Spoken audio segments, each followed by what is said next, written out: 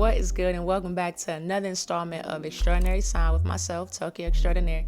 And in this video, I wanted to basically cover exclusive agreements versus leasing agreements for purchasing beats. So as an artist, I have done both. I have purchased beats outright, exclusively, and I've also leased beats. What I will say before going into this is that at the end of the day, it's going to come down to whatever you and that producer agree on. If you guys agree to something that is outside of what I'm about to say, you're bound by whatever that leasing agreement or that exclusive agreement says. So there are some standard rules and practices and some standard verbiage that you'll find in leasing agreements and within exclusive agreements, but it's going to be different because if the producer says, no, I want X amount of publishing, or I don't want you to do this with this beat, then you have to abide by that if you want to purchase that beat. So let's get into it. Lease beats. Lease beats are like leasing a car. If you go to a dealership today and you're like, I want to lease a car, they will hand you the keys, but not before telling you that these are the stipulations. So you may not be able to drive it for a certain amount of miles. Like then maybe that you can't put tents or rims on the car. It's whatever's in that agreement. And once that time frame is up, you have to hand those keys back over because you're leasing it and you don't own it. With exclusive beats, if you're using that same example,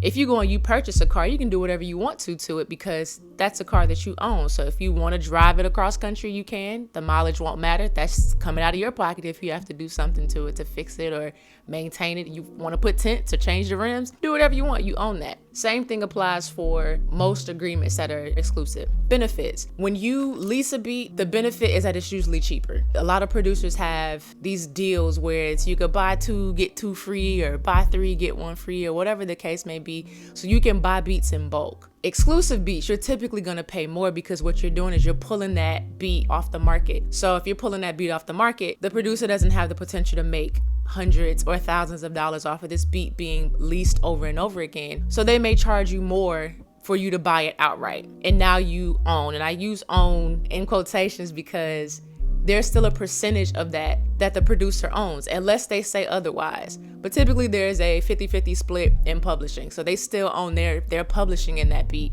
unless within that agreement, they're giving up all of their rights. Another benefit to purchasing exclusive beats is that you have more free reign in terms of what you want to do with it. So if you lease a beat, if you go through that contract, it may be that you can't shoot a music video to it. It can't be synced, or you can't get over 100,000 streams. There's typically no stipulations when you purchase a beat outright. You can kind of go for it and do whatever you want to do with it. When it comes to sync, you still want to make sure you include the producer so that they can get their share of that publishing.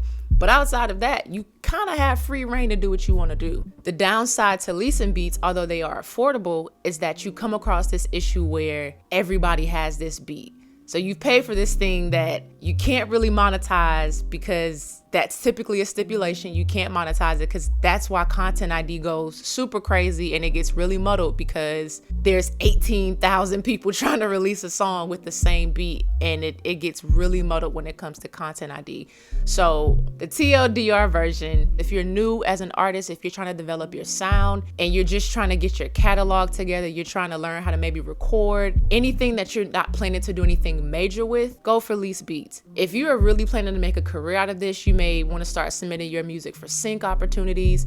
You may want to get it played on the radio. If that's not allowed within your lease, don't even go for it. See what kind of deal you can work out with the producer, or find a local producer, someone that you can work with in person that may favor you more and allow you to do more with that beat. You may be able to get on the payment plan, whatever that is, but make your decision based off of the longevity, what it is that you plan on doing, what is the end goal. So before you even purchase a lease or an exclusive agreement, what is your goal for that song? Do you see this being synced? Do you see yourself really growing this? Do you see yourself putting a lot of marketing money behind this?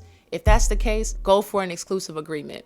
If again, you're just looking to test out and try out your sound, you're looking to develop your sound, so you're purchasing a bunch of beats just trying to get better as a writer, as a rapper, as a singer, whatever that may be, go for a lease agreement. It's way more feasible, especially for us independent artists. It's way easier and way more affordable to purchase a bunch of lease beats versus getting an exclusive agreement that's going to be maybe $500 to $1,000, because exclusive beats can be really expensive. So again, make your decision based off of the end goal for that record or for the album that you're working on.